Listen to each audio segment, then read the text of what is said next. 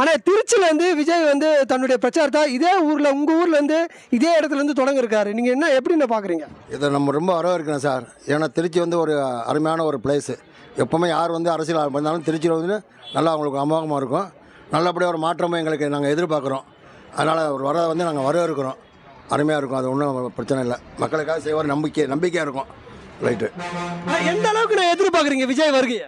விஜய் வருகை வந்து மிக ஆவலுன்னு எதிர்பார்க்குறாங்க. சிறு வயசு ஆள், ரெண்டாவது நல்ல மக்களுக்கு செய்வார் அப்படின்னு நாங்கள் எதிர்பார்க்குறோம்.